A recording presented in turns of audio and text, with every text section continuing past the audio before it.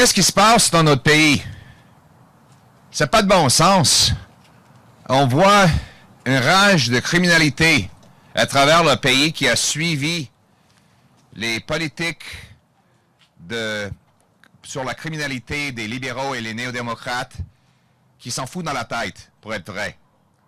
On voit des mêmes criminels qui sont libérés sous caution et sous condition, des fois la même journée où ils ont commis ces crimes, pour refaire exactement la même chose.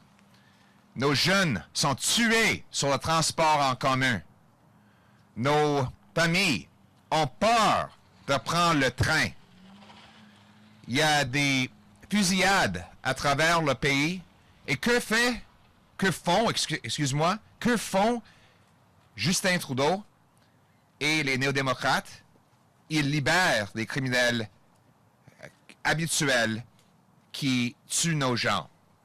Ça n'a pas de bon sens. Mais tout est brisé au Canada. On le voit avec le taux d'inflation qui est le plus élevé depuis 40 ans. Les déficits inflationnistes de 500 milliards de dollars de Justin Trudeau, appuyés par les néo-démocrates, ont augmenté le coût de tous les produits dont on a besoin. Le taxe carbone augmente le prix de l'essence, de nourriture et de chauffage. Il y a 1 sur 5 Canadiens qui manquent des repas parce qu'ils ne peuvent pas payer le prix. Ça, c'est la politique. Ça, c'est 8 ans de Justin Trudeau et la coalition coûteuse avec les néo-démocrates. Le seul parti avec le gros bon sens, c'est le Parti conservateur, qui va mettre des vrais criminels récidivistes en prison et qui va empêcher des criminels de tuer et de nuire à nos gens. On va protéger les citoyens avec des politiques de gros bon sens. On va éliminer l'inflation de la coalition coûteuse en éliminant les déficits et les taxes inflationnistes. Et aussi, on va réduire les impôts pour que le travail devienne payant à nouveau, en permettant les gens de garder davantage dans leur poche. C'est le gros bon sens. Il faut ramener le gros bon sens chez nous. Thank you very much, and now in English. What's happening to our cities?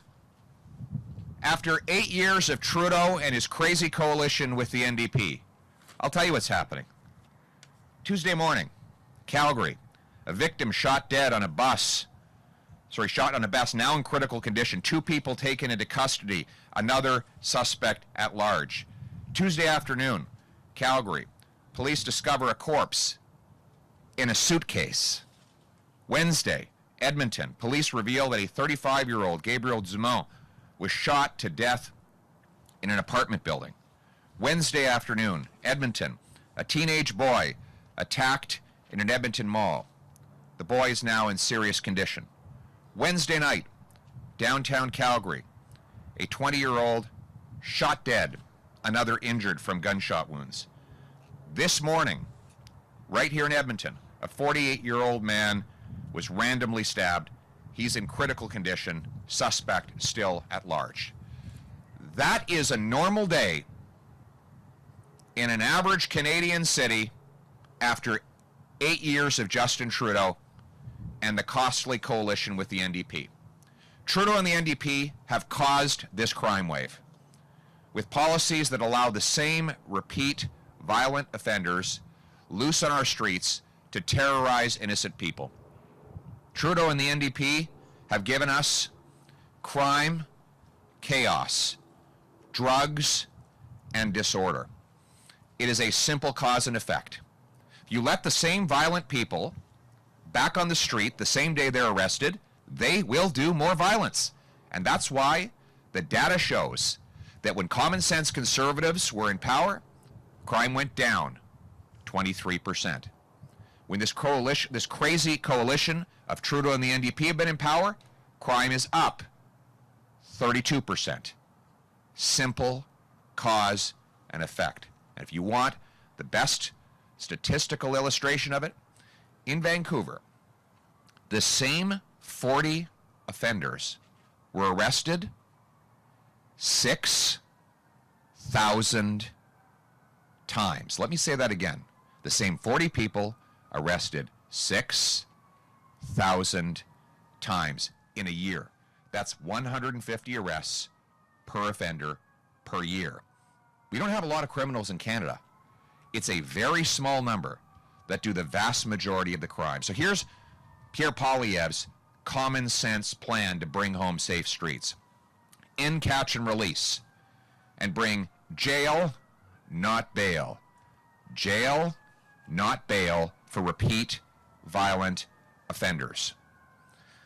Ban hard drugs and stop giving out taxpayer-funded drugs. Instead, invest in rehabilitation and treatment, and sue the big pharmaceutical companies that caused the drug crisis so that we can recover billions of dollars to pay for that treatment.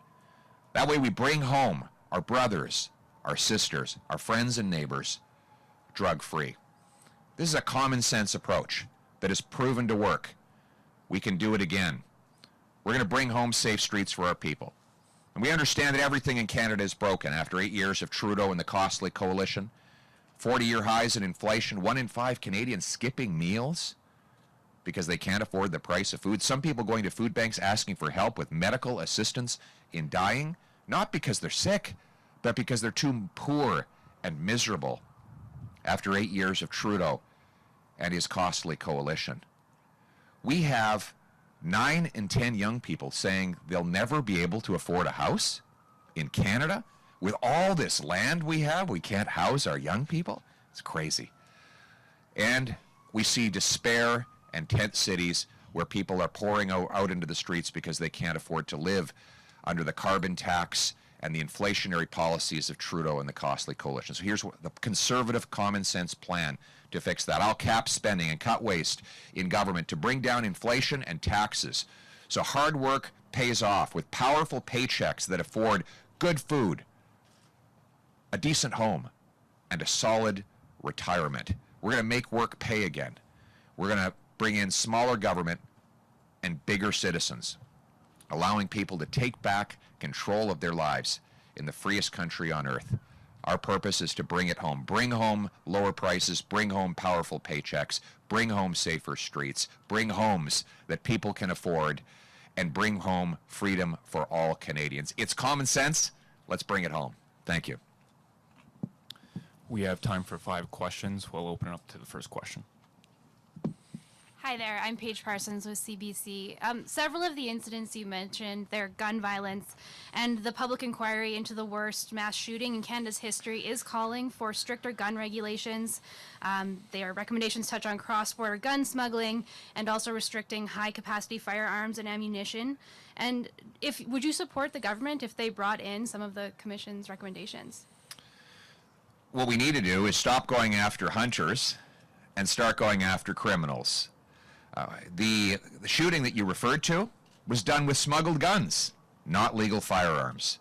So Justin Trudeau and the crazy coalition with the NDP want to ban hunters.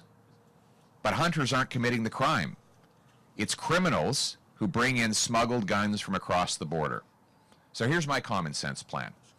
Instead of spending $5 billion buying back hunting rifles from law-abiding hunters, I'm going to put that money into reinforcing our borders to stop the flow of illegal guns coming from the United States, which are responsible for over 80% of the gun violence that occurs in this country. And I'm going to reinstate mandatory jail time for repeat gun criminals so that we take those criminals off the streets and put them behind bars where they can no longer do harm. And I would point out to the CBC one last thing that's very obvious to everyone but Justin Trudeau and the CBC, and that is banning hunting rifles will not stop knife crimes. I just listed a whole series of crimes that were committed with knives. Banning a rural hunter from carrying out a great Canadian heritage of the outdoors is not going to stop stabbings on the LRT system in Calgary or Toronto. Let's go after the problem and stop with the distractions. It's common sense. Let's bring it home. Yeah.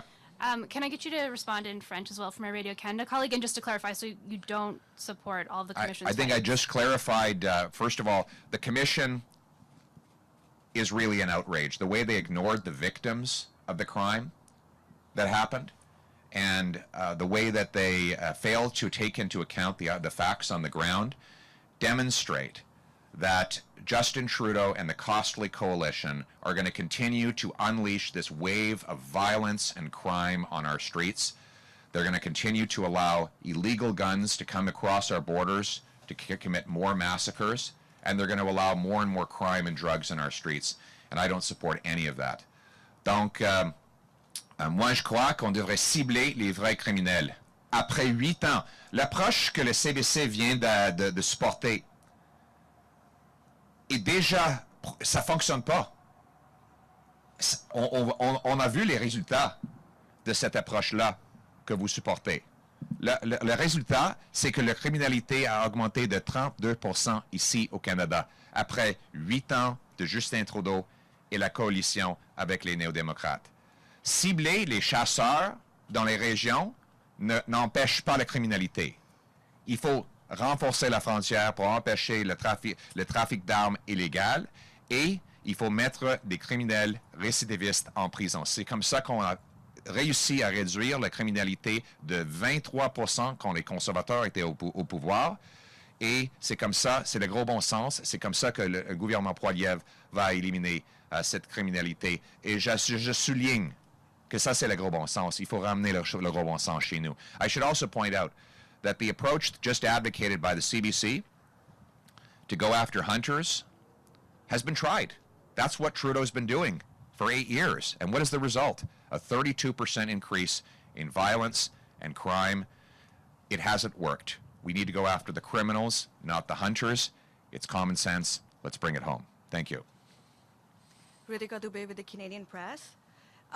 When it comes to defunding the CBC, you've signaled the intention to maintain a level of support for Radio Canada and French language programming. To do that, the corporation says the Broadcasting Act would need to be amended. So are you prepared to change the law and create a public broadcaster that only serves one group in Canada? You work for CP? Yes, I do. So your biggest client is CBC, right? Yes, but my Yes, question still that's right. stands. I just want to be careful that we don't get you into a conflict of interest here. Have you checked with the Ethics Commissioner on whether you're in a conflict of interest in asking about CBC funding, given that it's the principal source of money for CP? I would check that with my editors, but again, are you Okay. still prepared to change the law and create a public broadcaster that So- only serves one language in Canada? The CBC, frankly, is a biased propaganda arm of the Liberal Party, and frankly, negatively affects all media. For example, CP is negatively affected by the fact that you have to report favorably on the CBC if you want to keep your number one taxpayer-funded client happy. We need a neutral and free media, but not a propaganda arm for the Liberal Party. And when I'm Prime Minister, we're going to have a free press where everyday Canadians decide what they think, rather than having Liberal propaganda jammed down their throats. Next question. Thank you. Hi, David Staples with the Edmonton Journal. Your predecessor, Aaron O'Toole, supported the carbon tax. You do not. I just want to know, what are the reasons that you're not supporting a carbon tax going forward? The carbon tax has failed. Everything about the carbon tax is proven to be a lie. Trudeau told us it would make taxpayers better off, that they'd get more in rebates than they paid in costs. Now, the parliamentary budget officer, whom he appointed, has confirmed that Trudeau was lying. That in fact, Canadians will pay about $1,500 more in higher carbon tax costs than they get back in rebates. 2, he said it would reduce emissions. In fact, he hasn't met a single solitary emissions target since he took office. And 3, he said it would help the environment, when in fact, what we see is it's just driving jobs to more polluting foreign jurisdictions. So a Poilievre government will get rid of the carbon tax to bring down gas, heat, and grocery bills.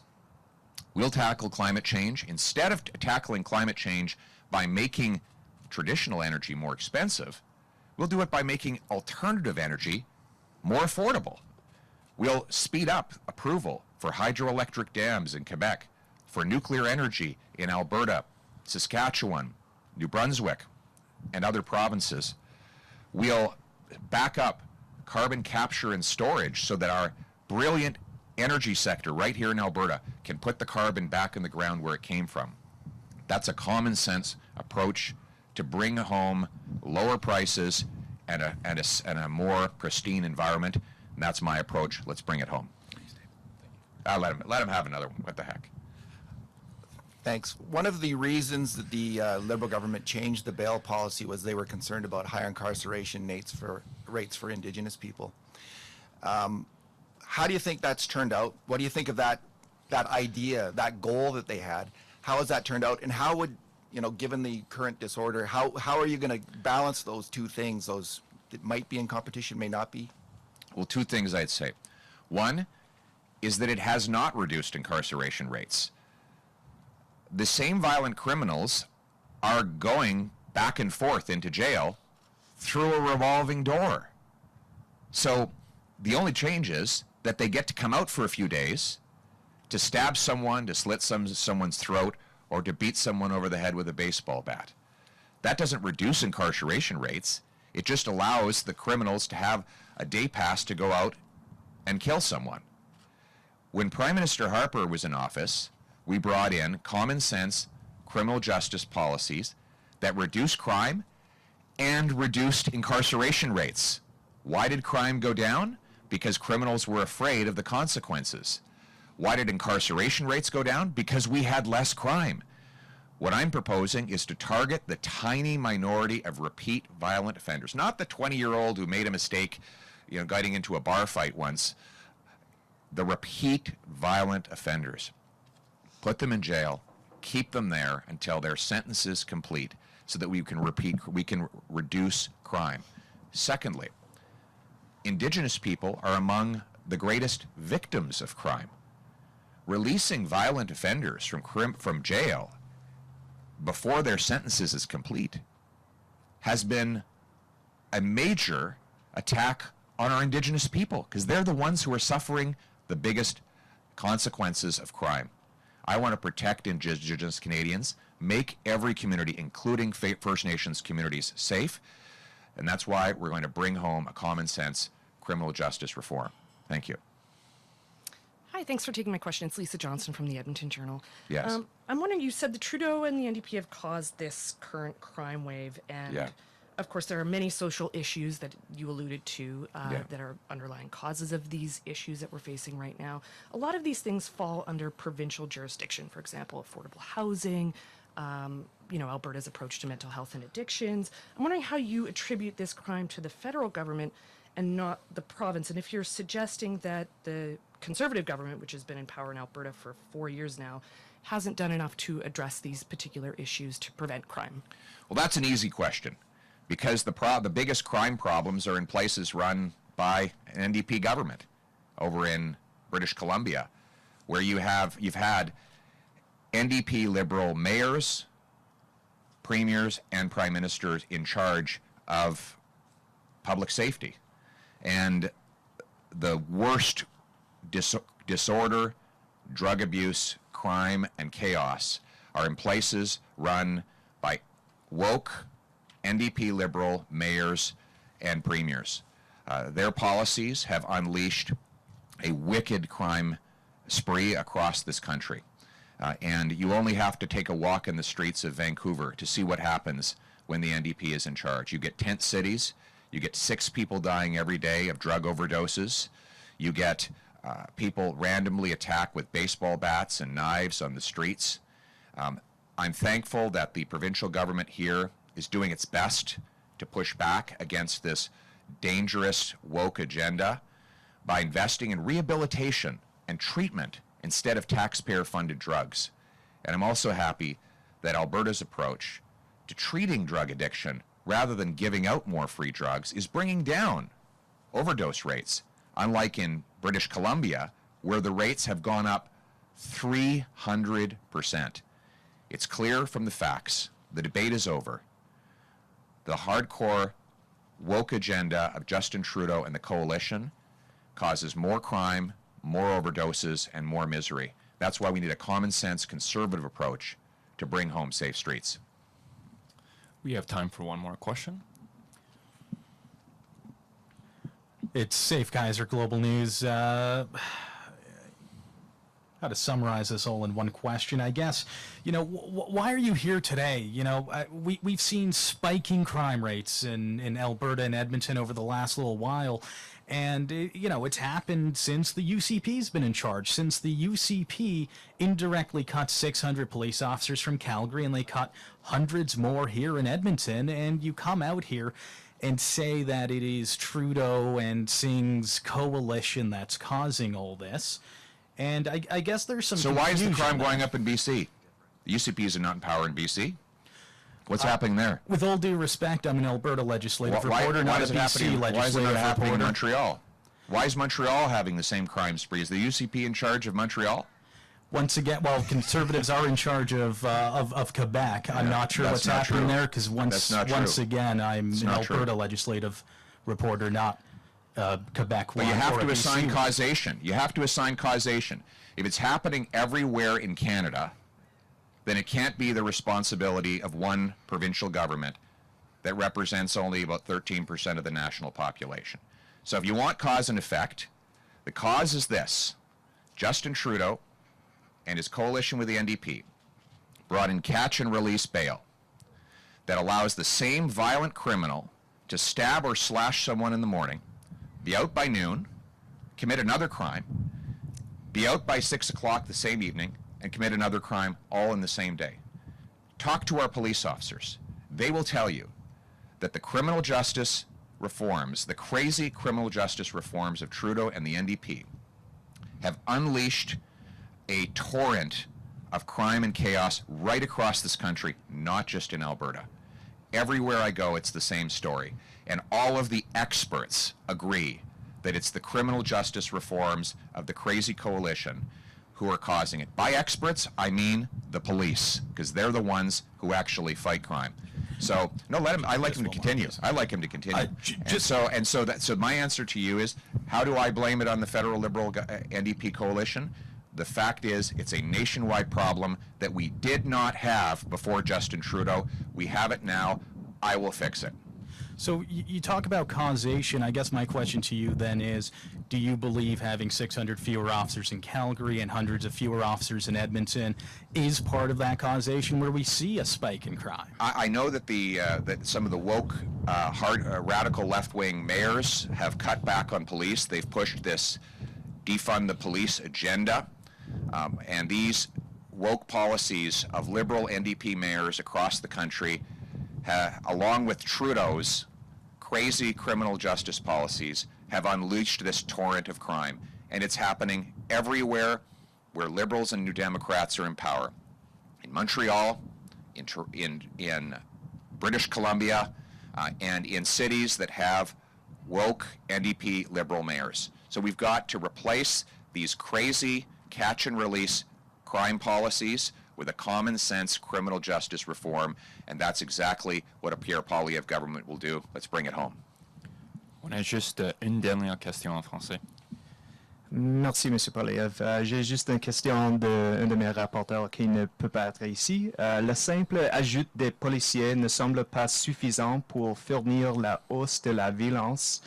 Qu'est-ce que devrait faire de plus dévernement la police, voire les villes ou la province pour mettre un ferme à la violence? Je m'excuse pour ma français. Perhaps, do you mind repeating it in English as well? I will answer it in French and English. The simple addition of police does not seem to be enough to curb the increase in violence. What should the police or even the cities or the province do to differently stop the violence that's been happening? Merci beaucoup. Alors, vous avez raison. On a besoin de plus de policiers. Et on a besoin de plus de policiers, c'est sûr. Parce que les policiers sont là pour nous protéger. Je les supporte. Mais sans renverser les politiques de Justin Trudeau et la coalition coûteuse, on aura toujours de la violence. Donc, il faut faire les deux. Oui, supporter les policiers, mais aussi mettre en place des vraies conséquences pour des criminels récidivistes qui font la criminalité à travers le pays. C'est le gros bon sens. Et c'est exactement ce qu'un gouvernement Pierre Poilievre va faire. I'm not le gros bon sens chez nous. I'm just going to repeat in English. The question was, is adding new police officers enough? Well, listen, we need more police. The police are on the front lines of fighting crime. They are the heroes that keep our communities safe.